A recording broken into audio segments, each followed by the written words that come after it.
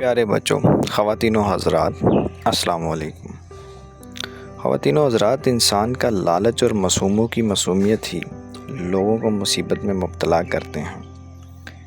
ایک دفعہ کا ذکر ہے کہ دو بہت ہی گہرے دوست تھے جو کہ زندگی کا ہر مشورہ اکٹھے ہی کرتے تھے۔ ان میں سے ایک تاجر اور ایک درزی تھا۔ ان کی دوستی کی مثال زمانہ دیا کرتا تھا۔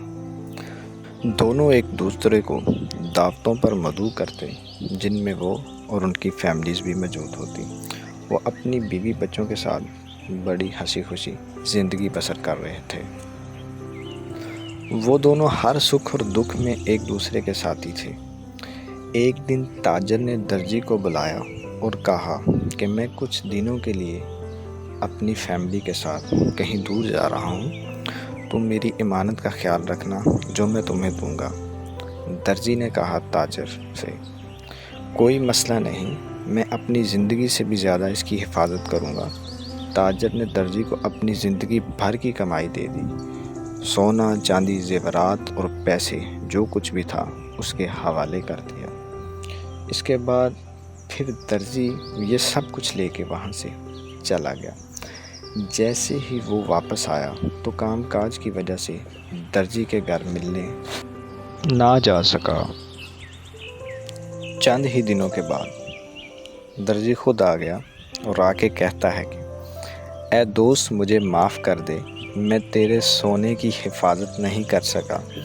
میں نے سونا گڑھا کھود کر زمین میں دفن کر دیا تھا، مگر جب مجھے پتہ چلا کہ تم آ گئے ہو، تمہارا سونا واپس کرنے کے لیے میں نے زمین کھود دی تو وہاں سونا نہیں تھا۔ سونا چوہے کھا گئے، مجھے معاف کرتے یار۔ یہ سن کر تاجر سوچ میں پڑ گیا اور درزی وہاں سے چلا گیا۔ تاجر نے سارا واقعہ اپنی بیوی سے بیان کیا تو اس کو سننے کے بعد اس کی بیوی بھی سکتے میں آ گئی اور اس کی بات کو کافی دن گزر گئے۔ خدا کی کرنی کچھ ایسی ہوئی کہ کچھ ہی دنوں کے بعد تاجر کے گھر میں ایک بیٹے کی ولادت ہوئی۔ سارے شہر کے لوگ اسے مبارکباد دینے کے لیے آئے کیونکہ اس نے بہت بڑی دعوت پہ سب کو مدعو کیا تھا، جس میں درزی کو بھی بلایا تھا۔ وہ اپنی فیملی کے ساتھ آ گیا اور مبارکباد دی۔ جب وہ سارے جانے لگے تو اس نے دیکھا کہ اس کا بیٹا اور اس کی بیٹی کہیں نظر نہیں آ رہے، تو اس نے شور مچانا شروع کر دیا اور اپنے بچوں کو ڈھونڈنے لگ گیا۔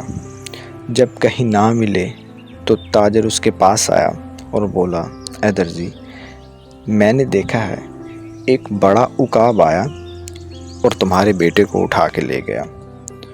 اس کے بعد پھر ایک بڑا عقاب آیا اور تمہاری بیٹی کو اٹھا کے لے گیا۔ یہ سن کر تاجر بولا کہ یہ سب کچھ میں نے اپنی آنکھوں سے دیکھا ہے۔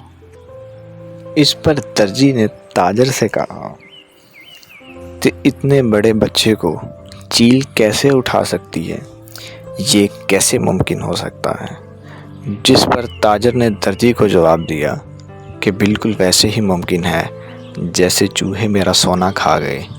اس پر درزی بہت شرمندہ ہوا اور اس کو اس کا سارا سونا واپس کر دیا اور تاجر نے اس کو اس کے بچے واپس کر دیے۔ خواتین و حضرات، انسان کا لالچ اور معصوموں کی معصومیت ہی لوگوں کو مصیبت میں مبتلا کرتے ہیں۔ اپنا خیال رکھیے گا۔ اللہ حافظ۔ پھر ملیں گے ایک نئی سٹوری کے ساتھ۔